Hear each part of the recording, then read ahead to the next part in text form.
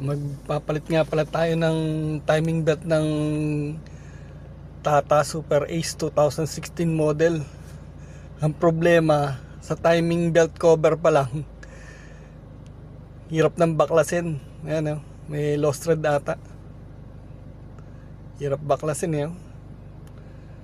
Ayan yung yung lumang timing belt, pero tingin ko maayos pa naman eh. Ayan oh, yung isa na yun. Ay mabaklas, lost thread na yung isang bolt. Plastic lang naman yan eh. Kaya siguro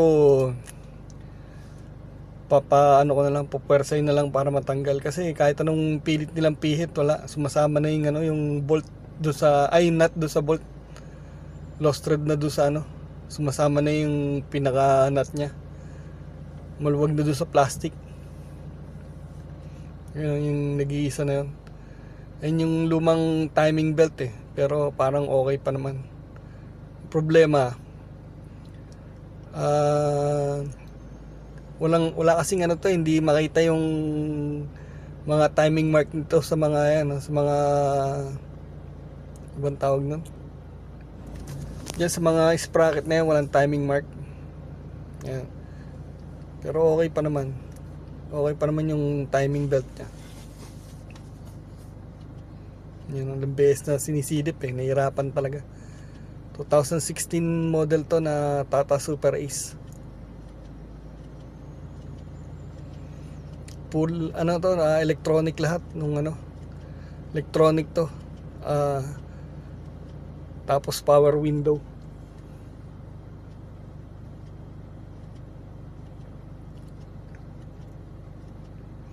Ayan hirap baklasin, cover pa lang nahirapan na sila.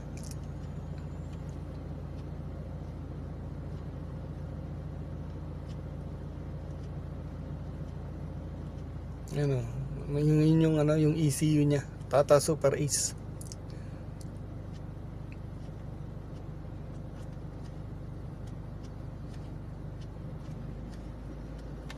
Ngayon lang daw nila na to eh, sabi ng mekaniko, ngayon lang daw sila naka-encounter ng ganito eh.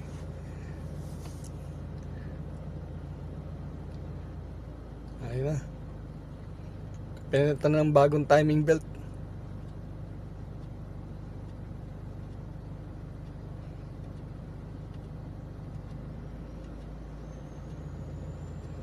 Tsaka tensioner bearing, ayan, sineset na lang nila.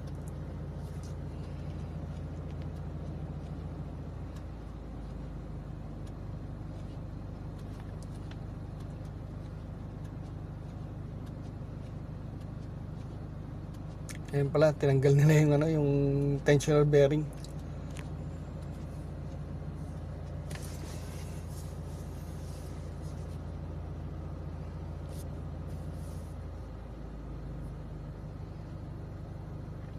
Ayan, hugutin na nila yung lumang timing belt. Ayan, tinanggal na nila yung lumang timing belt niyan.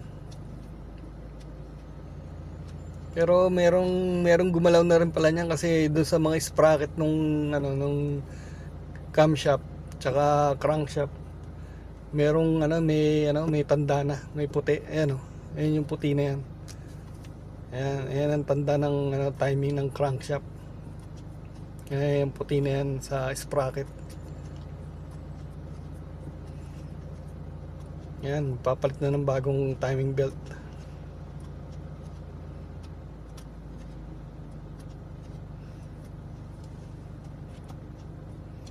Ang hirap magpalit nito, daming biaklas.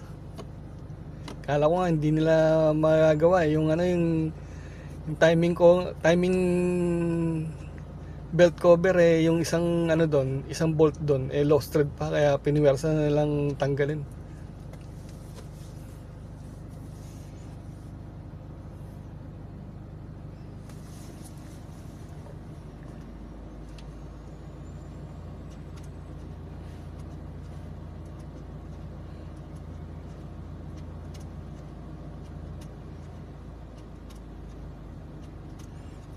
Sinisilip nila kung maayos yung pagkakabit.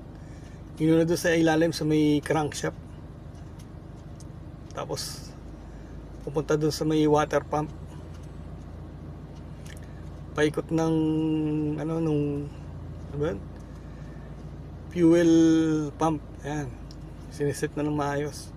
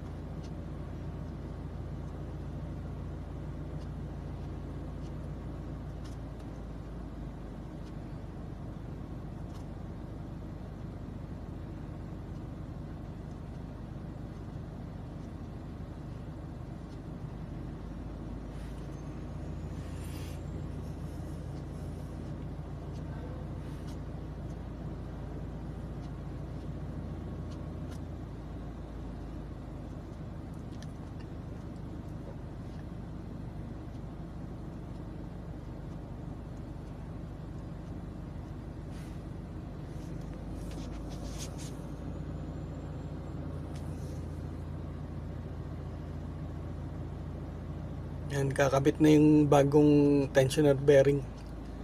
Isang set na pala yung pinalitan ko. Tensioner bearing, timing belt, tsaka alternator belt.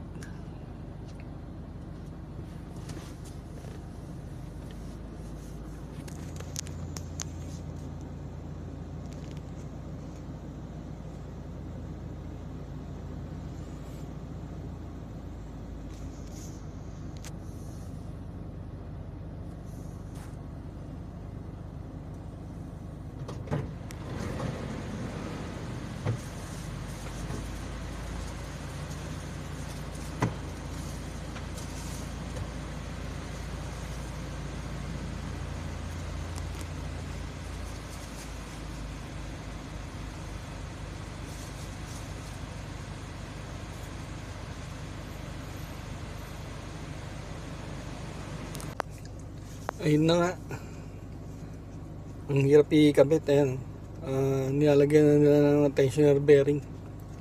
Ayun, nailagay na. Iigpitan na lang para hindi tumalon yung mga ngipin niya. Iigpitan na lang yung tensioner bearing. Pero okay na yan, nakaset na yan, maigpit na.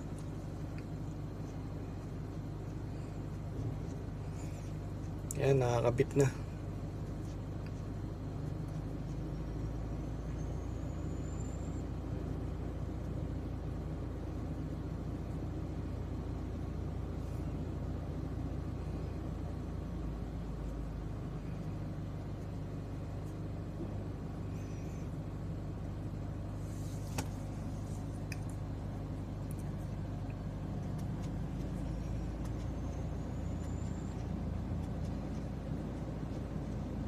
Napakahirap talaga magpalit ng timing belt ng Tata Super Ace. Napakasigip oh.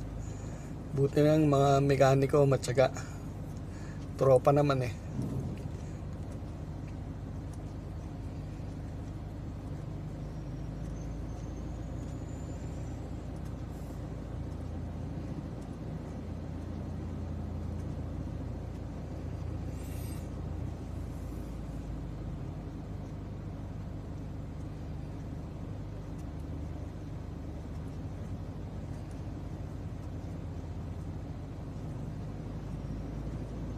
Yan, naiset na yung naisalpak na yung tensioner. Higpitan na lang para hindi ko mabiyos.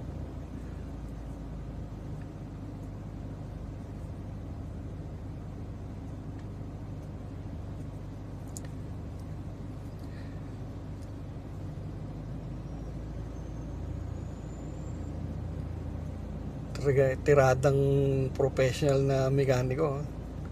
Nagdagdag ng extension para madali-dali barahin. Yan, mahigpit na. Testing muna, testing. Yan, higpit. Okay. Sasalpak na lang lahat ng mga binaklas nila para matesting na. Yan, hindi na lang kinakabit yung mga binaklas nila.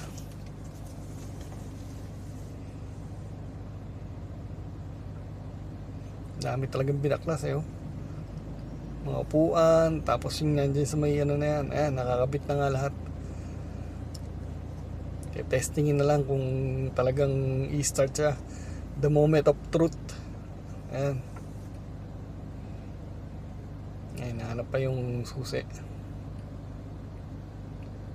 Ayan, di ata may pasok. Ayan.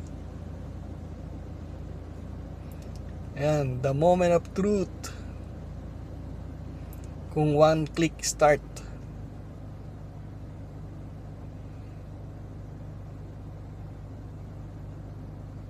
Ayun, one click start nga.